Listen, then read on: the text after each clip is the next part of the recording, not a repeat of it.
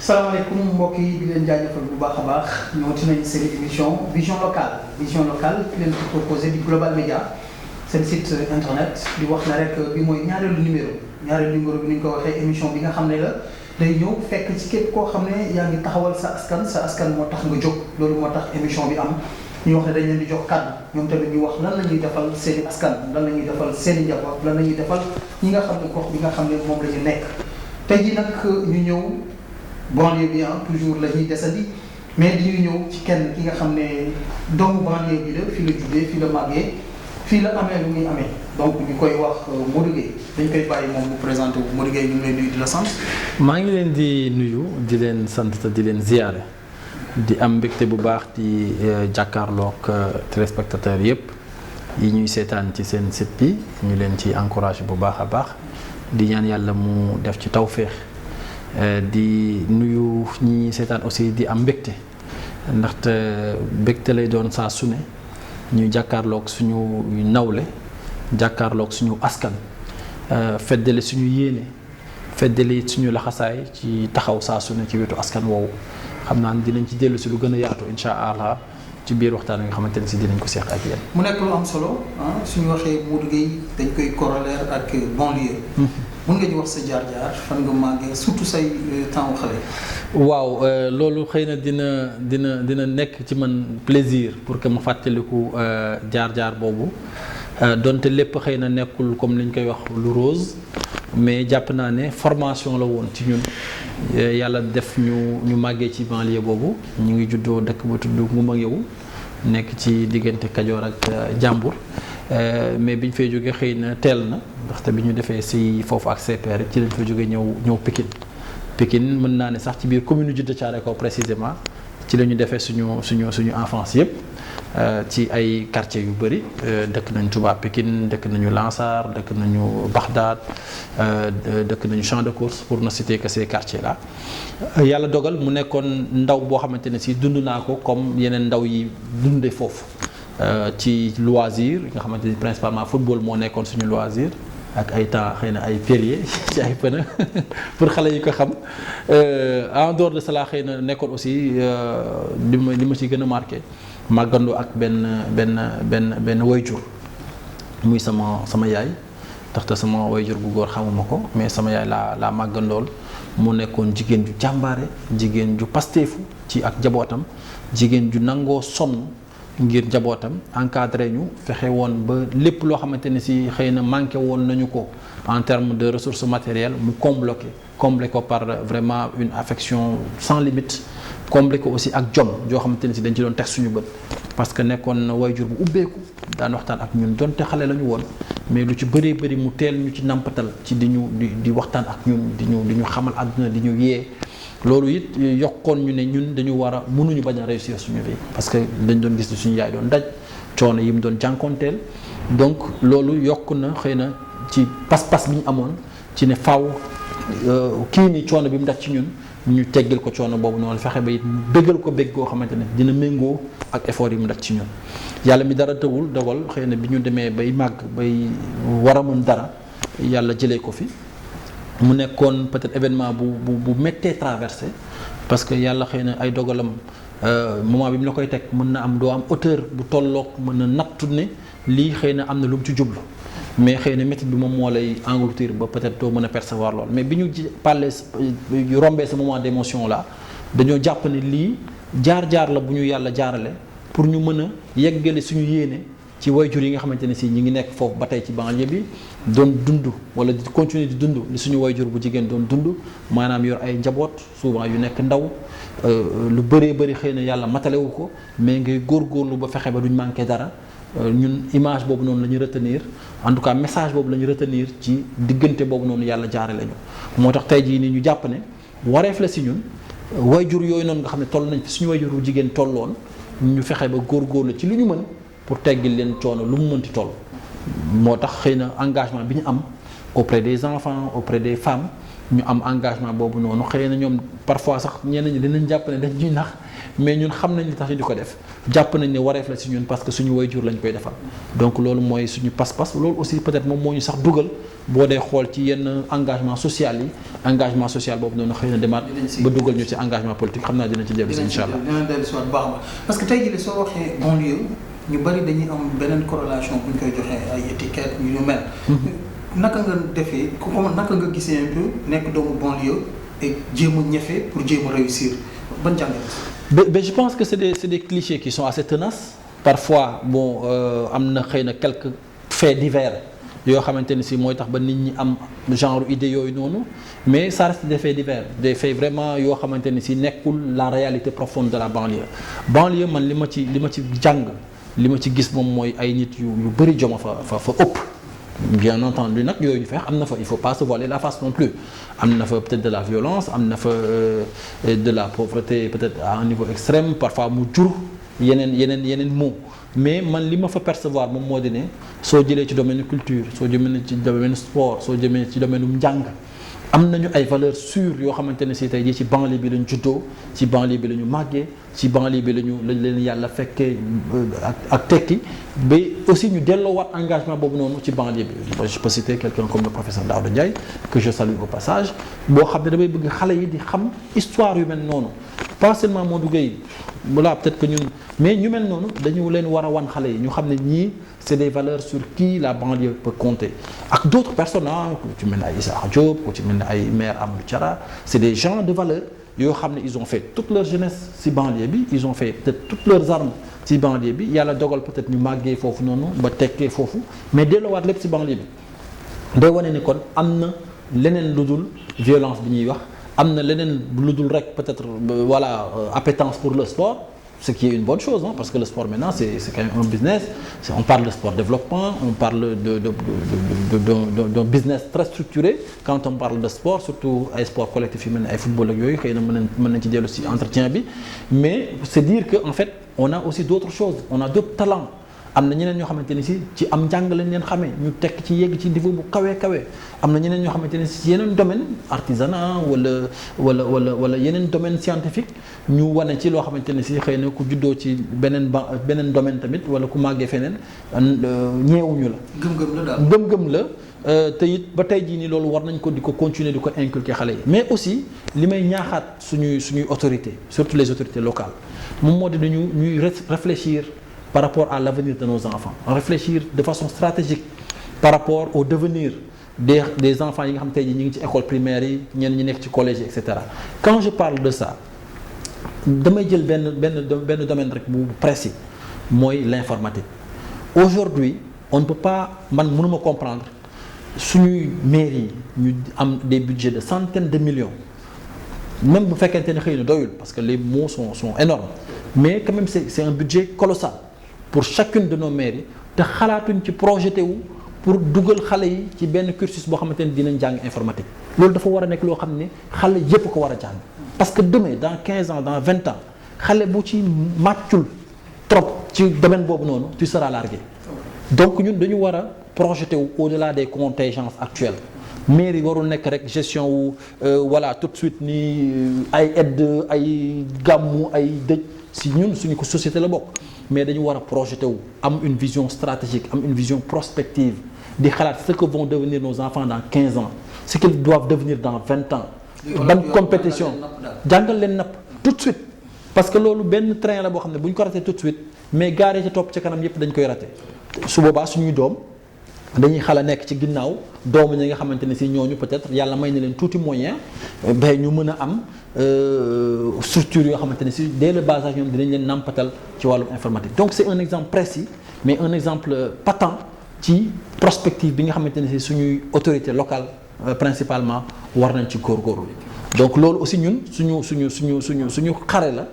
donte xëy na suñuy moyen matewul ni ñu ko bëggee mais au moins ñu góorgóorlu ci fi nga xam ne fa la ñu dëkk par exemple ñu fexe ba xale yooyu noonu ñu dugal leen ci circuit boobu ba nga xam ne ëllëg ak si biir du ñu ñëwee benn xale bu màggee Point E wala benn xale bu màggee Almadies wala feneen. mu nekk lu am solo suñu invité Modou Gueye suñ ko waxee sport la ñuy wax. tase nañ benn grand bu ñuy préparé émission bi ñu ma dégg booy boobu yàgg te ñu lor daal maanaam yàgg nga def ay jaloore ci wàllum sport bi sa histoire ak sport naka la demee. Ben je pense que xëy na sax c'est une histoire d'amour mën naa wax parce que le sport c'est vraiment le football principalement mën naa ne c'est mooy sama première épouse ndeysaan jamono ji may nekk ndaw. am na sama benn xale bu ma yàlla boole loon ñu doon labatante jamono jooju ba doon xalaat xëy na mais après yàlla tudd ko daf ma doon wax ni man sama wujj xam naa ko mooy football bi yenn saa yi dafa daan mel damay defante ak football bi pour te dire que vraiment c'est vraiment une relation très très très profonde d'amour ma doon ci yëngutu yàlla mayoon ma ci xëy na tuuti talent ma daan ko fowe nawetaani xëy na yenn saa yi ñu daan ci def daan tandu di def ay jaloore et alors mu topp ñu waaw yenn saa yi mën naa dem campagne ci yenn quartier yi dama ko daan gis yenn xale yi ñu may tooñ quoi naan ma yow duñ la votel parce que yaa ñu këppoon suñu reer année sangam yaa ñu xañoon coupe année sangam mais voilà c'est des passages aussi assez beaux de la vie mais je pense que loolu aussi formé na ma ci partage formé na ma ci valeurs yi nga xamante moom la sport di véhiculer muy valeur de solidarité di valeur de fair play maanaam nangu défaite nangu aussi xëy na ay jafe-jafe nangu effort parce que football balaa ngay mën a prouver ci terrain bi il faut que nga def des efforts à l'entraînement yuy tax ba soo ñëwee jour match nga mën a wane loolu noonu donc loolu aussi daf ñuy wane ni am àdduna lépp voilà processus la da ngay nangu sonn après pour jëriñ donc loolu aussi xëy na ay valeurs la yoo xamante ne si jànge nañu ko foofu mu nekk aussi tey jii loo xam ne porté nañu ci benn niveau bi au niveau de notre département parce que jàpp naa ne kenn ku ci nekk wàll wa mu xarañ war na fexe ba jëriñ ci askanam donc football bi suñu domaine la am na lu ñu ci yàlla dénk mais aussi am na beneen niveau boo xamante ne si yàlla tolloo nañ fa tey nekkatuñu peut-être au niveau de la pratique mais dañu nekk au niveau du management tey jii yàlla dénk ñu jiite AS Pikine dinañ ci dellu si ñu war a maintenant wane xëy na xam-xam bu néew bi ñu jàngoon ci pratique bi mais aussi li nga xamante ni si xëy na ci beneen wàll lañ ko jànge muy li ñu jàng te xëy na ñu bëri xamuñu ko ci ñun bu ñu waxee ñu wax sport xamuñu ne xëy na jàng nañu leneen bon loolu ñu jàng aussi ñu war mën lañ fa jëlee ci ay outils ñu war ko mën transposer ci domaine sport bi def un management participatif parce que man noonu laa jàng management moo di ne koo xam ne da ngay impliqué ñi ngay liggéeyee ndool mën a déléguer aussi ay tâches nit ñi di ko def assurer le suivi et la coordination et l'animation donc ci ñun noonu la ñu jéem a en tout cas transposer li ñu ci xam ba fexe ba teg ay structures yoo xamante ne si comme li may wax chaque jour moi je me vois pas peut-être au-delà de 2 mandats ou peut-être même 1 mandat si ça su fekkente ne permettre nañu teg en place des structures yi ñuy war a teg yépp ba yàlla def ñu commencer gis les fruits mais ñu mën a bàyyi keneen continuer parce que en fait en gestion soo bëggee am de la motivation buy renouveler wu il faut pas que nga durer trop ci yenn structures yi présidence su club benn mandat ou 2 de même que peut-être ay maires yi mandat wu député mandat wu président et cetera pour man quand tu vas au-delà de 2 mandats après la motivation diminue c'est humain hein. mais ñu desandi ci wàllu mandat boobu ah. moo fàttali ne yooyu ay président AS Pikine. ok AS Pikine gis nañ ne amoon ay temps mu ngi nekkoon à hauteur champion du Sénégal. tey jii mu wàccaat si suuf di nekk tey jii sa défi suñ ko doon jàpp si AS Pikine lan lay doon. mais je pense pas que wàcc nañ ci suuf il est vrai que fi ñu jógee ci at yi ñu génn on a été relégué en Ligue 2 malheureusement. année bi topp juste c'est suñu prouesse yooyu noonu le défi c'était de revenir en Ligue 1 et d'y rester yàlla tudd na ñëw nañ en Ligue 1 daaw ou daaw jéeg plutôt daaw ñu maintenir avec un classement honorable on était 5e du championnat on sait que peut-être il y a eu quelques difficultés notamment au niveau financier yu def ba xëy na mënuñu woon sax maintenir cadence bi ñu commencé woon parce qu'on était premier pendant toute la phase aller du championnat donc aujourd'hui le défi c'est de rester au top parce que Pikine moo nekk benn équipe boo xamante ne si yàlla dafa def mu am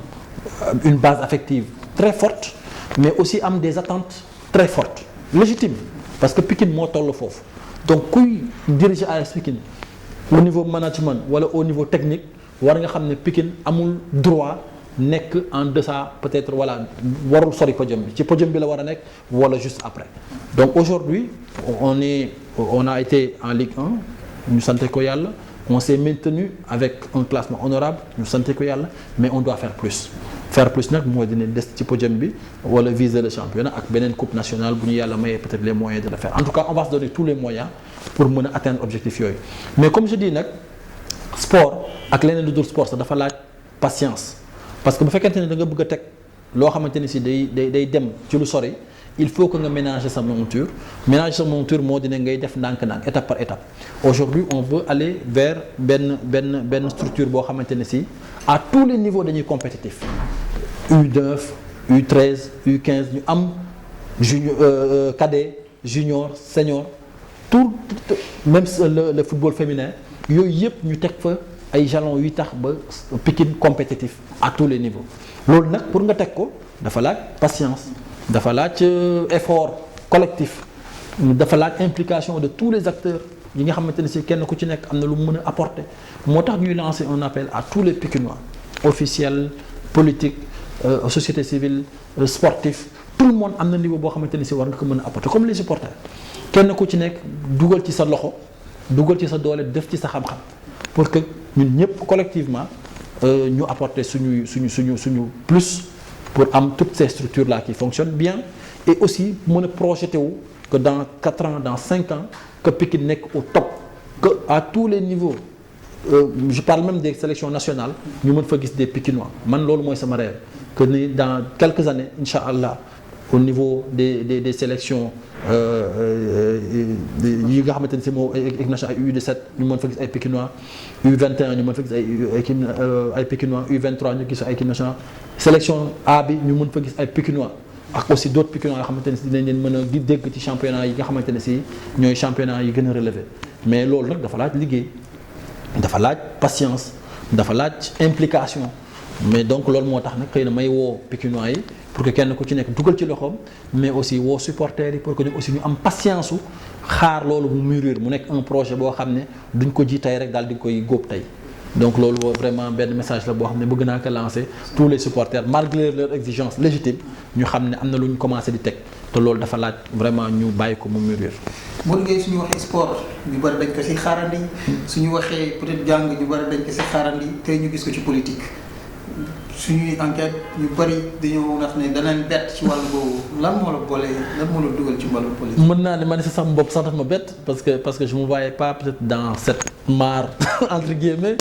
boo xam ne quelquefois tous les coups semblent permis man c'est pas ma vision de la politique pour man la politique ça doit être une affaire de gentleman ça doit être une affaire d'éthique parce que éthique lu mu amul man je me retrouve pas là-dedans quelquefois nag malheureusement dafay am. Ça semble naturel dans l'espace politique mais man je le comprends toujours pas mooy joxante ay coups quand c'est avéré que nit diw peut-être nangam wala nangam peut-être def na ko comme faute mën nga exploiter politiquement éventuellement tant que ça reste dans les limites de l'éthique mais quelquefois ça va au-delà dinañ la sosal dinañ la dëkkal foo dëkkul dinañ la waxal loo waxul dinañ la sosal loo deful et ça j'arrive toujours pas à comprendre mais au-delà de ça man la politique je la vois comme benn activité noble parce que se mettre au service de sa collectivité c'est quand même très noble nit ñi di nelaw yow nga nekk ci ndox mi di fexe ba nit ñi bu ñu yeewoo am ay yoon yu ñu jaar vraiment loolu amul cette hauteur cette noblesse doo ko def may nuyu ku mel ne Yaba Dieng au passage nga xam ne ñu mel noonu vraiment activité la boo xam ne yëngatu na ci ay années durant ñu mel noonu loolu engagement la loolu pas-pas la loolu c'est très très très noble man noonu laa gisee un engagement politique moo di ne li nga xam wala li nga mën wala li la yàlla dimbalee as néew ci domaine bu mu mënti doon nga mën ko mettre au service de ta collectivité loolu nag jotewul dara ak ay xuloo ak ay xeex ak ay dàggasante ak ay waxante lu ñaaw moi je me situe pas à ce niveau là moo tax ba politique ñu bëri dañ naan mënuma ko parce que duñu ma dégg ci waxante ay yu ñaaw duñu ma dégg ci defante ay affaires yu de bas étage duñu ma dégg ci yenn débat yoo xamante ni si duñu yóbbu fu sori man li may wax mooy qu'est-ce que je propose pour ma collectivité je suis pas là à dire oui Diouf def na nangam oui Diagne def na nangam oui Dieng non c'est pas ça moi ma politique c'est de dire aujourd'hui au niveau local voilà les compétences transférées on nous a transféré par exemple l'éducation qu'est-ce qu'on peut y faire on nous a transféré une partie de la gestion de la santé lan lañ ci mën def on nous a transféré une partie de la gestion de l'environnement qu'est-ce qu'on peut faire dans ces domaines-là après nag xool lan lañ ci mën a apporter le sport qu'est-ce qu'on peut faire pour que suñu doom yi am ay espace yoo xamante ne si dina exploitable ñu mën ci football aujourd'hui moi quand je vois terrain Magadan par exemple ou terrain Gounass nga xam ne c'est des espaces amatuñ espace yu bëri mais les rares espaces qu'on les exploite aujourd'hui man su ma gisee doomu Pikine jóge Pikine parfois dem ba Dakar Sacré-Cœur pour di fa fay 60 000 francs l'heure pour football foofu daf may metti parce qu'on a les moyens de le faire chez nous. terrain Magadan on peut discuter avec les riverains ñoom ñu mën ci gis seen bopp ñu am un projet intégré boo xam ne xale yi dinañ fay mën di am espace de jeu bu ñuy foyer bu décent bu correct bu tolloo ak jamono mag ñi aussi am foo xamante ne si bu ngoon gi jotee ñi liggéey woon wàcc mën nañ fa ñëw fay 20 000 30 000 je sais pas ñu xool le projet peut-être nan lay rentable pour ki koy investir ñu mën fa ñoom aussi foo bu ñu paree côté bi waa équipe boobu noonu Magadan mën a gis seen bopp ci projet boobu noonu am benn fonds boo xamante ne si dinañ ko générer pour ñoom mu mën a créer peut-être de l'emploi pour quelques-uns ñiy gérer la structure là ñi nga xamante ñooy def le gardiennage ñi nga xamante ñooy def l'entretien et ensuite li fay génne ci revenu ñu mën ko dugalaat ci ASC bi terrain Gounass aussi pareil ñu mën ko def un espace aménagé ko parce que tey jii boo demee Dakar Sacré-Cœur da ngay fay 60 000 francs pour benn moitié terrain mais terrain Gounass toll na noonu donc bu ñu ko aménagé bu baax et mu war nañ mën a am ay promoteurs yoo xamante et moi j'ai des amis yoo xam ne pare nañu woon pour accompagner ñu ci genre projet yu mel noonu parce que c'est rentable pour eux et c'est utile pour la collectivité donc en fait moi je me dis suñu collectivité yi yenn saa yi xaw ma dañoo xamul wala dañoo mënul wala dañoo bëggul mais toujours est-il que quand je vois en tout cas ñun suñu environnement immédiat je ne vois aucune amélioration aucune sinon li fa nekk comme amélioration aujourd'hui c'est dont on doit tous se réjouir mooy xëy na les investissements lourds yi fa état def pour soulager ñu des inondations et ça franchement war nañ ñun ñëpp en dehors des connotations politiques nangu ne le chef de l'État ak le gouvernement def nañ ci ay efforts yu colossaux ñu remercier leen ci fexe nag ba loolu aussi ñu yaatal ko à tous les niveaux entretenir ko aussi ba jafe-jafe yooyu nga xamante ne population danañ ko dund ay at ci ginnaaw te ñu génn ci tey jii nii ñu mën a fexe ba loolu mu gën a ñoŋ ñi koy gën a ñoŋal nag mooy ñu aménager waat espace bu baax a baax restructurer waat quartier ñu nangu def ce genre d'effort là. Moi quand j'ai vu le programme du président de la République quand j'ai vu programme zéro bidonville j'ai dit mais ça ñun de la banlieue dañu war a daw pour loolu accaparer ko def approprier wu ko fexe ba projet boobu noonu ñu suivre ko ak le président fexe ba ñu ko dénk ñu exiger des résultats probants pour que ñun suñu waajur yi nekk ci yenn quartier yu nga xamante ne si yàlla dogal na xëy na mu mel ni onu mel ñu fexe ba ñu def fa ay investissement lourd suñu parents yi aussi participer ci parce que c'est ça l'idée du projet c'est que par exemple une villa de 150 mètres carrés boo xam ne peut-être boo xoolee quartier bi yépp c'est conçu sous forme de bidonville ñu mën a restructurer le quartier mën ko def dans les normes urbaines yi nga xam ne c'est partout acceptable am assainissement bu baax am ay système d'évacuation bu baax am ay espace de jeu pour les enfants am ay espace culturel pour tout le monde et ça nécessite des investissements yoo xam ne man ak yow mënuñu ko l'État peut le faire et est prêt à le faire mais avec l'implication des populations locales c'est-à-dire que kër boo xamante ne si suñu xoolee avec les coûts li économie li nga xamante ne si en économie loolu la ñuy wax ne c'est-à-dire que loolu waroon jënd benn boo ci defee fukk coûts yi dafay wàññeeku donc économie d'échelle état moom mën na def économie d'échelle boobu noonu dal li ñu koy jaayaat ba pare nag nangu ci supporter encore une grosse partie donc loolu c'est une chance pour nous population de la banlieue donc bokk na xëy na ci motivation yi tax bi ñu càmbaree programme yi candidats yi tegoon ñu gis ne président Macky Sall kat lii mu ñu proposé ñun waa banlieue bi suñ ko ci accompagner war nañ ci mën gis ay résultats yu probants pour ne citer que cet exemple là ou ce programme là donc programme yu mel noonu ñu approprié wu ko jël ko def ko suñu moomeelu bopp fexe ba suñu banlieue bi ñu restructurer ko defaraat quartier yi ba mu nekk ay quartiers yoo xam ne dafay am de la vie et puis mu nekk quartier yu neex a dund mais loolu rêve la ci ñun pour que ñu mën ko réaliser et c'est possible donc loolu nag jàpp naa ne ñun suñu maire yi en dehors de l'accompagnement de l'État ñoom aussi war nañu góorgóorlu ci compétences yi ñu leen transféré ak budget bi ñu leen di jox nga xam ne ñàkku askan wi la ñu bañ di ko defee yëfu politique tey jii nii bu ñu defaree bu ñu réfectionné benn toilette ci benn école sax def ko njàmbaar alors que loolu mais c'est plus que normal ñoom lañu jox l'école boo xoolee budget bañ cee def sax nag nga dar sa gémmiñ parce que da nga gis benn toilette ñaari toilette ñun la noo def nañ ci 5 millions par toilette mais attends on est où là comme disent suñu mbokk yi mais franchement yenn saa yi da ngay ni ñun ñi ñu jiite xamuñu lan moo tax ñu teg leen foofu c'est ça aussi qui fait que ñun bu ñu engagé wu en politique c'est des choses comme ça qu'on se dit que mais il y a tellement de choses qu'on peut faire sur le plan de la santé. Man def naa benn stage en France après ñu doon visiter les services là ñu dem yóbbu ñu ci bi ñuy visiter seen sapeurs pompiers yi ñu gis ne y a des voitures des ambulances yooyu yu ñu réformer leen yenn oto yu am yenn âge yi je crois que c'était 13 ou 15 ans ñu continuer di daw donc dañ koy yóbbu à la réforme mais ñun suñu maire yi yaa xayti loolu dañuy dem partenariat la ñuy nouer mën ko récupérer indi ko et suñu population on en a besoin. Quand je faisais campagne en 2014 dañu ñëw benn jour benn quartier ñu wax ñu ne benn femme bu doon war a accoucher la veille yàlla dafa moom bakkanam parce que simplement amuñu oto bu ko transporter du quartier à l'hôpital. Mais ça en 2014 et jusqu'à présent en 2019 il y a des problèmes comme ça qu'on rencontre et vraiment les exemples sont légion ci loo xamante ne si war nañ ko mën def te li koy def jafewul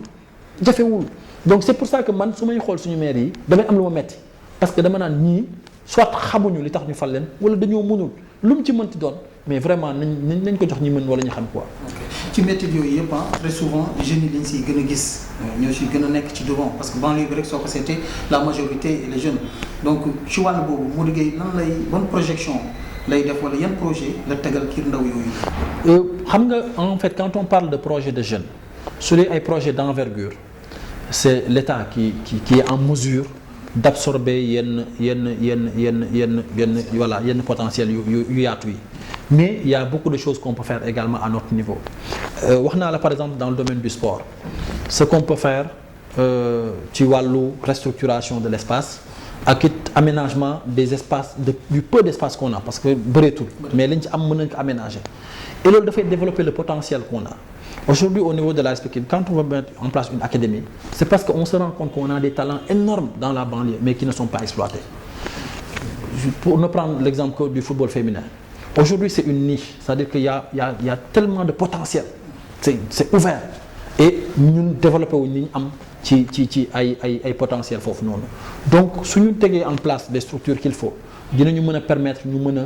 réaliser tellement de talents. Permettre leen ñu éclore permettre leen ñu mën a jaay seen talent boobu noonu à l'étranger ou dans d'autres clubs plus formels. Quand on prend maintenant l'exemple de l'État bi ñu may gisee ak président bi ñu fas yéene ànd mu woolu ñu waxtaan ak moom ci ànd liggéey je lui ai parlé de man li nga xamante ne si mooy sama métit ba tax xëy na sax bokk ci sama sens engagement politique mooy cette jeunesse justement désœuvré bi nga xamante ne si bëri na ci banlieue bi te ñu am ay solutions yu patentes yuñ mën a andi gis nga la jeunesse soo ko dee xool dafa am ñetti catégorie de jeunes dafa am ñoo xam ne jàng nañu ba yegg sax yenn saa yi am nañu niveau master wala niveau nangam parfois stage dong daf leen di të am na ñoo xam ne dañu nekk dans la catégorie intermédiaire c'est-à-dire jàng nañu ba terminale wala jàng nañu ba première ñenn ñi am nañu bac. Après, ils n'ont pas pu continuer pour des raisons X, soit parfois problème de moyens ou parfois problèmes sociaux, mais toujours est-il que am nañu benn bagage minimal ñeneen ñi am nañu BFM et cetera mais ci diggante boobu noonu c'est-à-dire que bi ñu koy am nekk nañu ay magum jëmm mënutoo leen yóbbu atelier mécanicien bi wala atelier tailleur bi wala dara ñeneen ñi mooy ñi nga xamante ne si amuñu qualification donc ñetti catégorie yooyu noonu madame président am nañu ay solutions yoo xamante ne si tey jii war nañ ko mën a apporter. À l'époque, nous, dans le programme de notre parti, on avait pensé à ce qu'on appelle des plages, madame des plateformes jeunesse-emploi, plage avec J, plateforme jeunesse-emploi, où on fait des espaces ouverts. Jeunes yi suñu xëyee ñi nga xamante ne si comme li ma la wax jàng nañu ba un certain niveau ñu mën di ñëw foofu noonu ñu di leen former dans certains métiers basiques tels que l'informatique ci biir informatique jàngal leen bureautique. jàngal leen Excel jàngal leen Word jàngal leen yenn yi nga xamante ne si mënut a ñàkk ci ku bëgg a liggéey comprendre nga parce que tey jii foofu la jamono toll jàngal leen ay formation basique sur la comptabilité sur la finance ñu xam un peu nan la fan la àdduna bi toll c'est des choses basiques jàngal leen comment réussir un entretien comment rédiger son CV comment faire une lettre de motivation. C'est des choses qui semblent basiques, hein, mais parfois tu te rends compte que xale bi am na licence xamu ko parce que mosuñu ko jàngal. xale bi am na bac xamul loolu parce que xamul sax ne en fait pour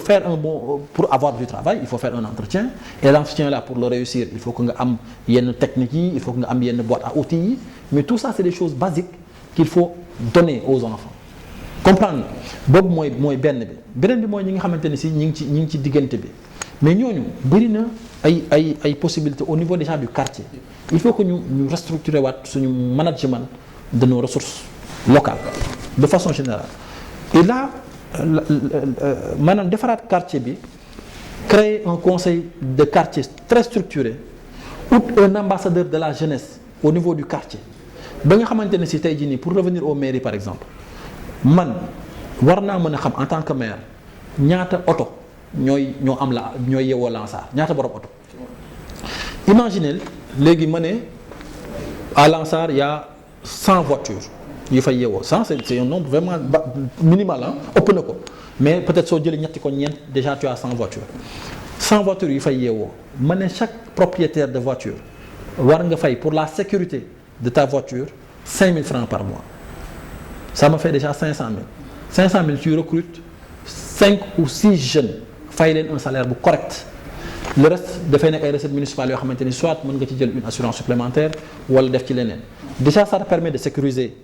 ton quartier ça te permet aussi de tranquilliser ñi nga xamante ni si am nañ fa ay oto mais aussi ça te permet de donner à des jeunes une occupation boo xamante ni dina leen permettre au moins ñooñu nga xamante ne si xëy na amuñu une certaine qualification ñu mën a yëngatu ci dara en attendant ñuy trouver mieux. beneen bi moom mooy l'enlèvement de nos déchets ménagers mais aujourd'hui comme li ma la doon wax ci auto ambulance yi sànq dafa bëri ay possibilités ci wàllu woowu noonu pour ñu mën a def le programme zéro déchet là programme nekkul war woon nekk c'est un programme du président c'est devrait être un programme de nos maires parce que un maire moom la ñu dénk l'environnement dans les quartiers donc kooku moo war a góorgóorlu ba fexe ba loolu moom moo mën ko réaliser les benn là mais bëri na ci ay mairies yoo xamante ne si yor nañ ci qui sont encore fonctionnels te mënatuñ ko utiliser seen kii pour les mêmes normes yi ma wax sànq les normes environnementales mais le partenariat bi ñuy def avec les villes européennes ou en tout cas occidentales mais ça doit servir à ça ñu dem uti ji ce genre de moyens indi ko au profit des collectivités pour que nit ñi mën ko jariñoo et ça buñ ko structurer bu baax a baax mairie yi dinañu régler problème mu collecte de déchets ménages yi nangu nañu participer mais aussi li ma la waxoon sànq ci restructuration quartier yi dina permettre que collecte impôt yi jëm ci wàllu woowu noonu yomb parce que quartier bu ci nekk ña fa dëkk ñoo la gën a xam kër gu ci nekk la mu mën a fay ak ña fay yeewoo ñan la est-ce que ay locataires lañu est-ce que ay résidents lañu est-ce que ay propriétaires lañu est-ce que donc toutes ces informations là ñoom bu fekkente ni xam nañu ne li ñuy collecter comme information si ñoom la jëmaat dinañu gën a sawar ci fay te bu boobaa déjà créer nga ay emploi parce que ñi koy liggéey da nga leen di rémunérer et ensuite di nga mën a collecter des impôts adaptés aux moyens des populations mais aussi da ngay collecter nga mën ko delloowaat ci ñoom. mais malheureusement encore une fois nos mairies là da ngay waaru. pour avant-dernière question. avant ñu jëm ci témoignage bi Modou Gueye ambition au niveau local d'abord avant ñu ñëw. mais nos ambitions ne peuvent être que grandes dans la mesure où am nañu yéene yu yaatu ci suñu askan am nañu yéene bu yaatu pour suñu département am nañ ay yéene yu yaatu pour suñu dëkk moo tax ñu créer un parti politique sinon su nekkoon ne suñu yéene c'est juste au niveau local on aurait créé juste un mouvement jéem a xool ñan la ñu mën a affilié wul ñu ànd ak ñoom bon gagner une élection locale peut-être dem au niveau de la mairie gérer ko et cetera ça c'est la base nag tey jii nii kenn gënuñoo bëgg liggéey la mairie de Djiddah Thiaroye Kao bi nga xam ne moom mooy suñu mairie parce que on a tellement d'idées et puis on voit tellement de possibilités que jàpp nañ ni loolu mënuñu ko dénkaane lu ñu war a téyel suñu bopp la wa ilaa ku ñu koy dénkit mu nekk koo xam ne xam nañu ni kii li ñu am ci yéene ak li ñu am ci xam-xam ci wàllu woowu noonu mën nañ ko partager ak moom après c'est peut-être Pikine le département de Pikine où on a aussi de grandes ambitions mais encore une fois ñun aujourd'hui on est dans le cadre d'une coalition qui s'appelle Benno Bokk Yaakaar donc on ne peut pas peut-être nous projeter au-delà de cette coalition-là maintenant li ñu mën a def mooy ñun voilà les ambitions qu'on a voilà le programme que l'on pense être bon pour notre commune déjà, pour la ville ensuite, et peut-être même pour le pays, pourquoi pas. Et maintenant, nous discutons au sein de cette coalition. La coalition choisira quand moom war a nekk à tel niveau, quand moom war a nekk à tel niveau, nan la ñu war a mën a bu yàlla dogalee ñu gagner, ñu gérer ensemble, parce que c'est une co-gestion. Donc bu boobaa tamit li ñuy waxtaanee lay doon su fekkente ne ñoom gis nañu ne au niveau de la commune war nañ fa mën a def benn liggéey bi wóoruñu si jiital ñu si on le fera volontiers. Su fekkente ne gis nañu ne xëy na à un autre niveau la ñu gën a gis ne fa la ñu mën a servir suñu collectivité bu boobaa aussi bu ñu ci waxtaanee amuñu ci benn jafe-jafe. Comment dañuy taxaw ni foofu ci ambition yi ñu dem ci wàllum témoignage dem nañu seeti say nit ñenn ñi say xarit lañ ñenn ñi say kilifa lañ ñenn ñi say àndandoo lañ. ñoom wax nañu ay mbir si yow.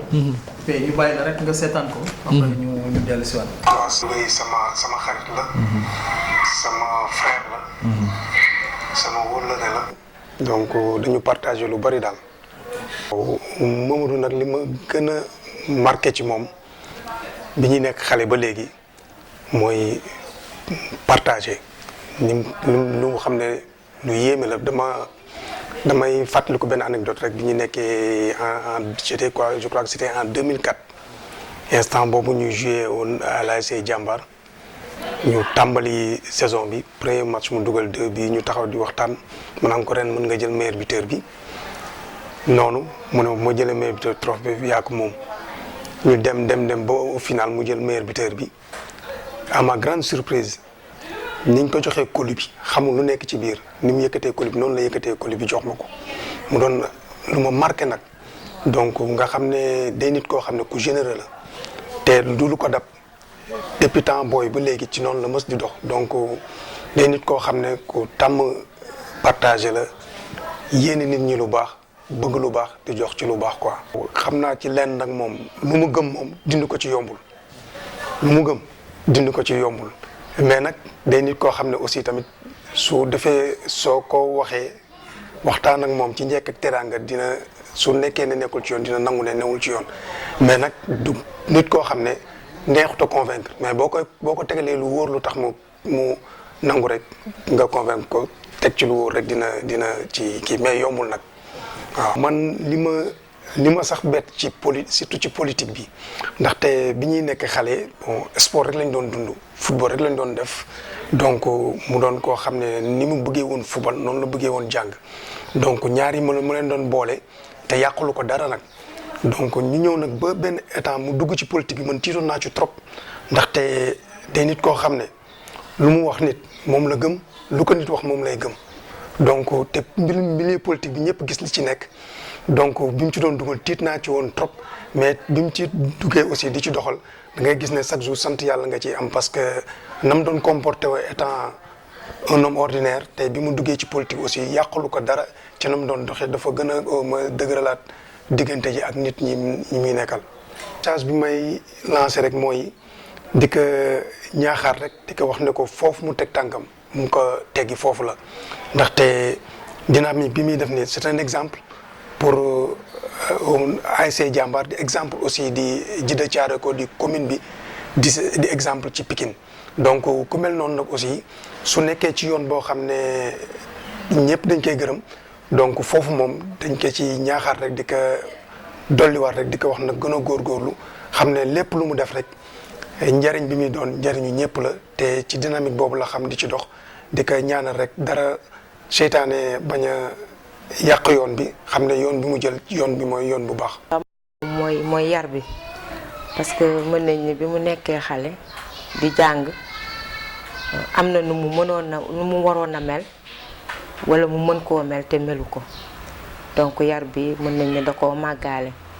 kon donc loolu lu ñu jàppale ci moom lu ñu frappé la tamit ci moom ndax jamonoy tey jii bëri na ñoo xam ne suñu mënee seen bopp duñu joxe cër wala duñu am yar te moom loolu ba léegi moom mi ngi ak moom kon éducation de base la boo xam ne da ko judduwaale jimmiwaale ko màggaale ko ba léegi mu nekk ci moom loolu gën nañoo frappé ci moom. waaw xëy na peut-être que xam nga sooy màgg ak say ambition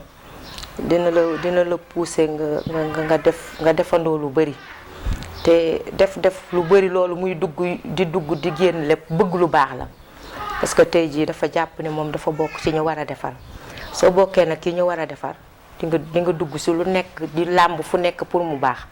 kon donc jàpp naa ne loolu moo ko animé ambition bokk na si li ko animé waaye tamit bëgg a rendre la monnaie tamit bokk na si li ko animé parce que dafa jànge si école publique en même temps bëgg delloowaat loolu nga xam ne état moom la ko joxoon mu bëgg ko delloowaat ci askan wi kon donc loolu dina jar mu làmb fu nekk pour xool fan la mën a jàpp vraiment pour delloo njukkal askan wi. fii ak juróomi at de su may wax ci sama bëgg damay wax ni bëgg naa ko gis palais de la république parce que ñu bëri dañuy wax maire ñi di wax ministre mais man palais de la république daal laa ko bëgg a gis parce que xam naa ne am na capacité bi am na humilité bi te am na nite ji tamit parce que nite moo am solo te gëm naa ni qualité yooyu yëpp mi ngi si moom buñ ko joxee réew mi daal gëm naa ni dina ko mën a yor. Jidda Caare Kaw nag moom waxaale wu ma ko parce que moom da koo def yi fi boppam jàpp na ni ku fi nekk rek di liggéey moom nga koy defal moom ngay dimbali ndax moom nee na yëfam la te yëfam kenn doyu ko ci ku dul jëmmam pour que mu mën koo yóbbu fi mu ko bëgg a yóbbu. waaw mu gën a conscient ci li muy def gën a concentré wu tamit ci objectif am kenn bañ ko distraire en même temps mu garde humilité am loolu c'est très important mu humble parce que nit ki su fekkee da nga arrogant wala nga hautain rek dina bëri yoo xamante ni bii di nga ko yóotu te doo ko jot donc moom si toutefois mi ngi garder qualité yooyu ak moom rek te am patience aussi jàpp naa ne li muy yóotu dina ko jot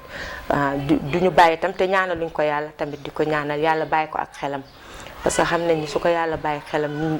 lu ñu namoon te mënuñu ko moom dinañu ko defal moom daal jàpp nañ ni ku war a feral suñuy rankooñ la te foofu lañ koy xaar di ko ñaanal yàlla gudd fan gu ànd ak wér yàlla yokk wér gi yokk mën gi tamit ba nga xam ne li mu nam ma def yépp loolu dina ko mën a def mais surtout daal mu garder humilité. Modou Gueye nag comme ni ngeen ko xamee ba tax ngeen ñëw fii pour ñu waxtaan ci ku ma xam la koo xam ne moom sama doom yi ñoo yaroo ñoo daan ànd kenn ci sama doom yi ku ñuy wax càncandum moom lu ci gënoon a xaritool waaye dafa mel ne dafa ñëw seey ci kër gi amul différence ci kii wala ci kële dafa nekk koo xam ne daal dafa ñëw rek bokk carrément ci kër gi muy góor ak jigéen ñëpp mu ànd ak ñoom am yar nag am tegin bu baax a baax ba tax ma sawar lool nag wax ci moom lii daal la mën wax ci commencement bi ci lu jëm ci Modou Gueye. léegi nga gis ko mu nekk xale. mu nekk mag. dugg ci yenn politique maanaam ci mouvement associatif. sport bi jaxase loolu yëpp. dem bi ba tey ñu koy gis si yenn yooyu nan la def yow. lu ma jaaxal nag lu ci moom nag. lu ma musul woon sax foog ci moom wax dëgg yàlla lu ma bett la ci moom. pourquoi parce que dafa nekkoon koo xam ne dafa effacé wu koo xam ne daal réservé xaw a timide sax mën naa wax ne dafa timide. su ma ko gisee ci média yi mu jël micro di wax dama naan kii est-ce que kii ma gis nii ndax sama doom bi mi doon màgg sama xale yi moom la war a jël wax dëgg yàlla lu ma bett la mais tamit lu ma neex la parce que gis naa ne effectivement am na lu ma bëgg am na lu teg ci kanamam loo xam ne mi ngi koy jublu te ma am yaakaar ne loolu nga xam ne moom lay séntu te bëgg ko yar ak teggin bi nga xam ne moo lal éducation loolu mën na ko permettre mu am ko fils waaw posé ko ma question boo xam ne nag bu double tranchant la daal lu mu yokk wala lu mu war a wàññi lu mu war a yokk peut-être parce que am na qualité boo xam ne par exemple moom laa leen bëgg sax wax ci moom koo xam ne ca peut-être amul nit tey maanaam ñi nga xam ne noonu nga nekkoon doon démb moom la ma àndaloon maa sol ma léegi lépp lu muy def ñooñu la koy defandoo kooku qualité la bu raar la ci xale yi léegi. te fii ci kër gi comme ni nga ñëw di ma ko waxee du moom rek moo fi jaar ci xale am na ñeneen ñoo xam ne sax mën naa wax ne ci ñooñu laa gën a sonn ko ci moom mais ni muy taxawee ci kër gi bu fi dara xewee wala lu événement bu fi am na mu fi taxawee amul kenn ci ñoom ko fi taxawee kon daal loolu laa bëgg ci daal bu fekkee ne li nga wax pour yokk ko.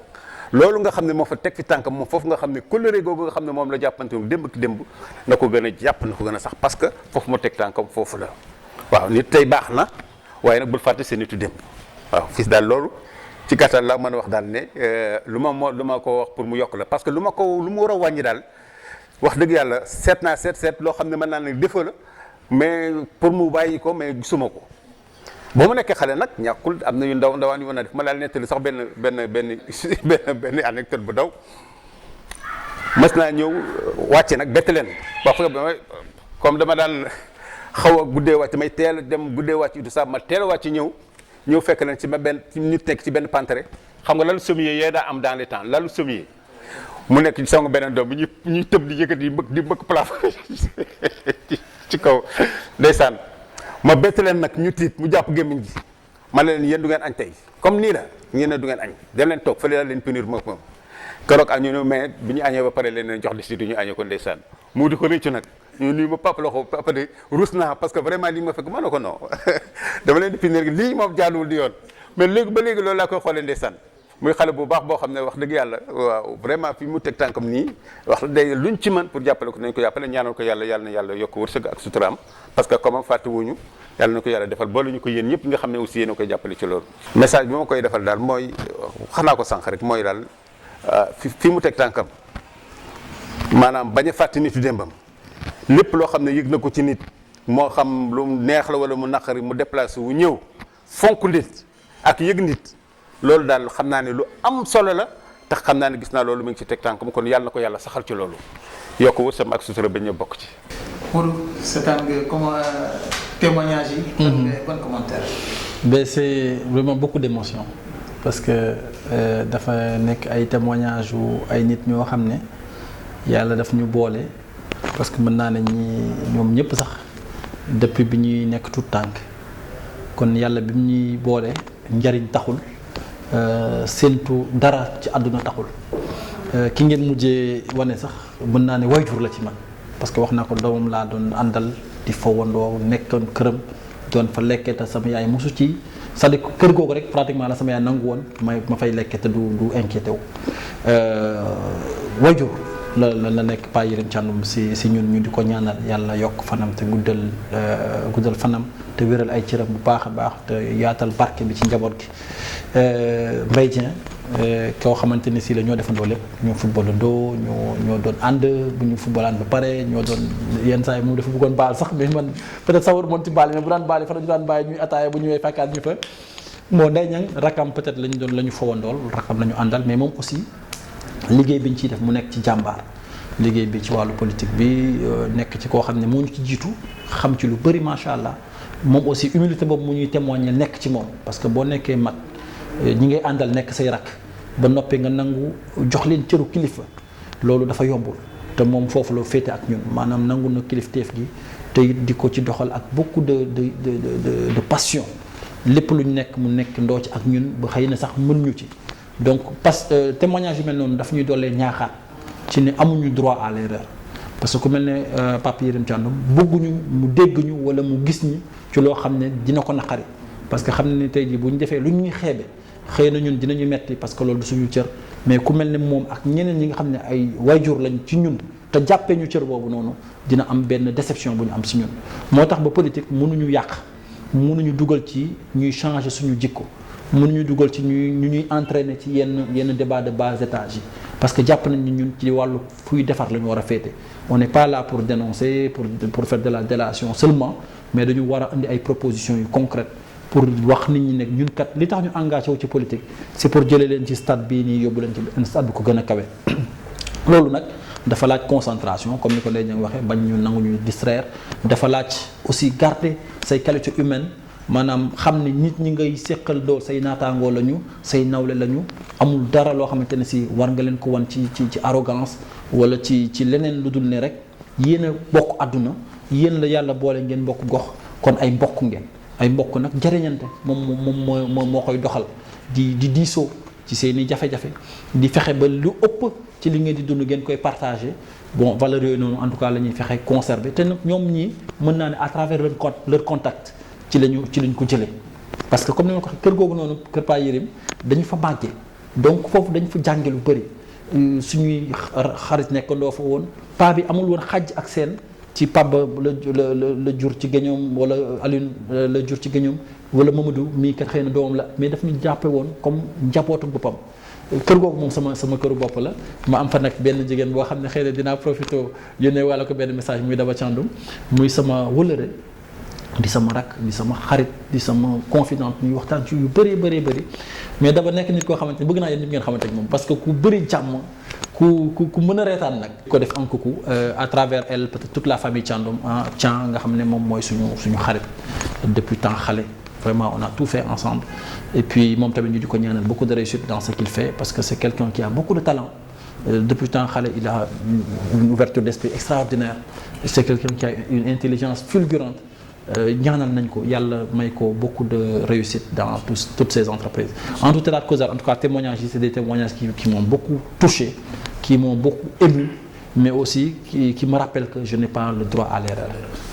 Pour jeexal, Modou, c'est quoi le message pour les jeunes, la population, le message global Modou Gueye ban kàddu lay mujjee. benn message d'espoir benn message d'enthousiasme benn message de foi espoir en nous-mêmes en nos capacités également en nos possibilités de faire de notre cadre de vie un cadre exceptionnel parce que yàlla suturaal nañu may nañu tous les atouts pour que ñu réaliser defar un pays boo xam ne suñ koy légué nañ koy légué ñooñu dinañ am un pays où il fait très bon vivre. Enthousiasme dans le travail, enthousiasme dans la persévérance, enthousiasme dans l'endurance. xam ne njëriñ ci ginnaaw coono la nekk dafa am suñu benn wayjur bu baax wu tudd Sëñ Abdou Lahad Mbacké ñu di ñaan yàlla mu yokk leeram te taas ñu ci barkeem mu doon wax ne njëriñ du àndul ak coono bu dee am na de moom Abdou Lahad xamu ko. kon nag ñu xam ne njëriñ ci ginnaaw coono la nekk ñu nangoo sonn pour ñun nangoo sonn aussi pour ñi ñëw après ñun espoir parce que jàpp naa ne li ci suñu kanam mën naa ñoŋ mën naa baax mën naa neex donc nañ ko gëm nangu gëm googu mooy foi bi moo wax sànq foi en nos capacités mooy espoir boobu aussi ci ne kat lii ñu nekk tey jii nii mën nañ koo ñoŋal ba ñeneen ñi ñëw après ñun dinañu xam ne ñi leen jiitu woon bàyyi woon nañ leen xel dinañ xam ne kat ñi leen jiitu woon préparé nañ leen un terreau favorable pour que ñoom ñu mën a éclore seen talent aussi daal di éclore donc loolu lay xëy na mooy message bi ñuy bàyyi di aussi encourager waat suñu wayjur yi ñi nga xamante ne si ñi ngi fii di dund di nangoo sonn ci suñu njaboot di nangoo sonn guddi di nangoo sonn bëccëg ci suñu njaboot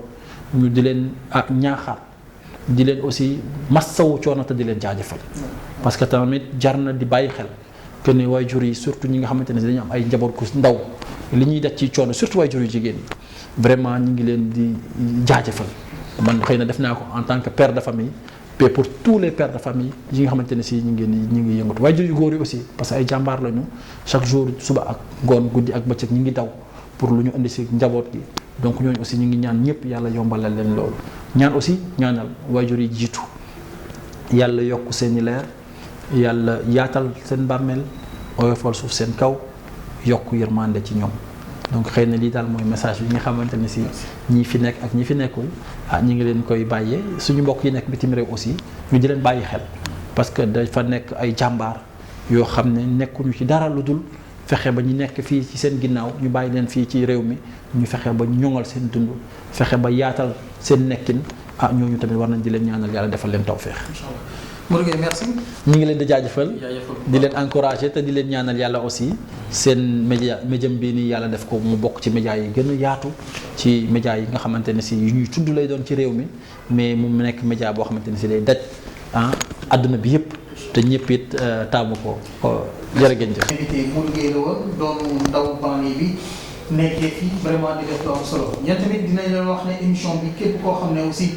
dafa bëgg a participer di defal askanam moom la ñuy invité fii Mamadou Lamine Fati moo nekkoon ci présentation bi ci caméra bi Abdou Khadre Diouf ak Cheikh Maguette Mbaye ñoo fi nekkoon leen jox rendez-vous beneen émission ci Vision Locale ak Global Média.